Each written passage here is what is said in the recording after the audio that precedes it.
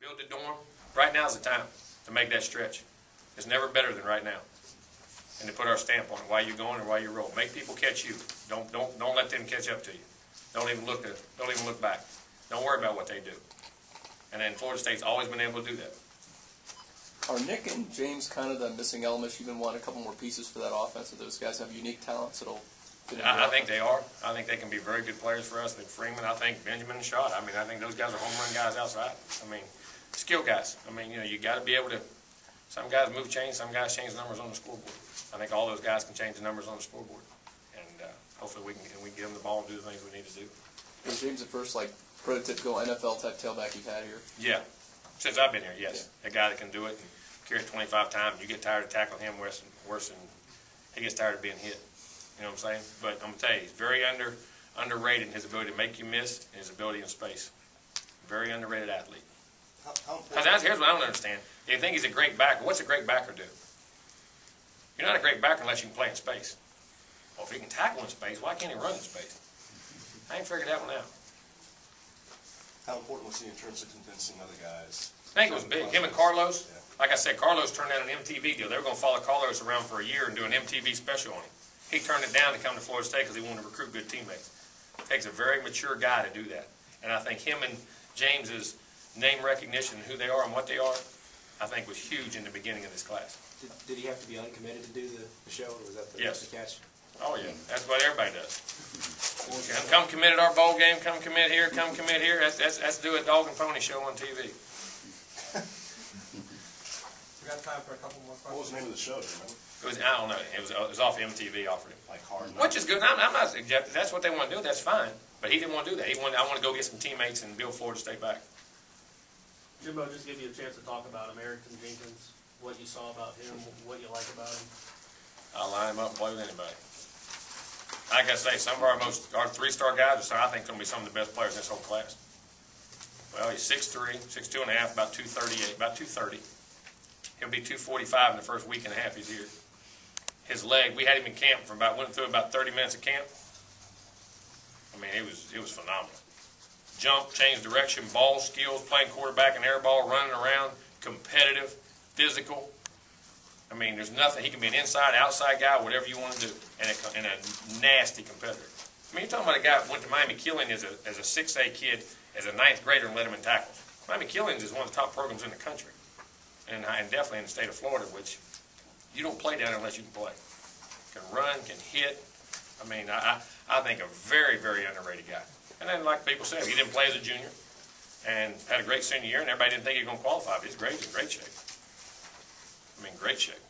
Hey, when you hired Coach Trickett, he had the great line about the Jenny Craig, the linemen, and now you're getting bigger.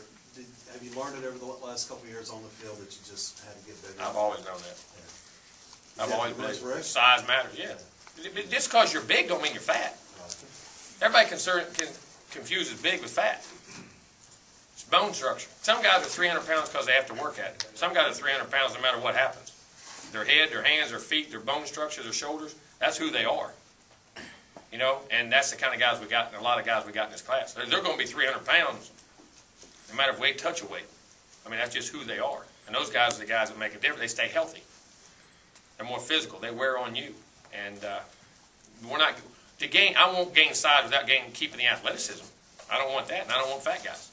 But you know, the big guys we got now are very athletic and very big. Jimbo, now that the 2011 class is in the barn, how are things looking for 2012? I ain't allowed to talk about that. They're very good. I think there's a good crop of players out there. We're on a bunch of them. Several of your peers in the last decade won national championships in their second season as head coach. Oh, here we go.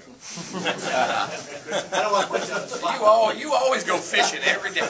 You bring a pole to every daggone meeting. Every time you interview me, you get a fishing pole. You feel comfortable you have the talent here next year to be in that conversation?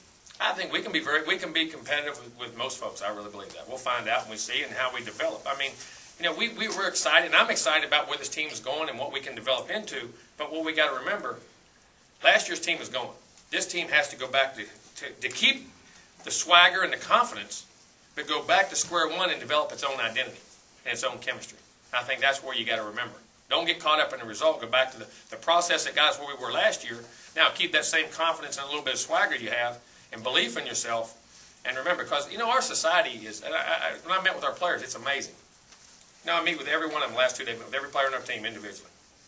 And went over strengths, weaknesses, where they fit in the program, what they do, how they do things, where I see their grades are, everything about them, and let them know where they stand. And then I make them fill out a sheet on their strengths, weaknesses, and all that. It's amazing. They'll give me a sheet of paper sometimes, and they'll look at it, and there'll be 1 strength and 6 weaknesses. And I look at it and I say, whoa. I told a couple of them, get up and go out here. And they said, why? I said, well, I shouldn't have recruited you. You're a bad player. You don't do anything very well. I think they forget what they do well. And I think it's important that we remember that, but at the same time understand how we get better at things. And I think our society is so negative about what you can't do, or we want to blow it up what you can do, and we forget the in-between. No matter what, there's a process involved. And you have to develop that. Each team has to develop its own identity, its own chemistry of who it's going to be. Now, we have confidence. We know we can play with anybody in the country. I believe so. I think they think that.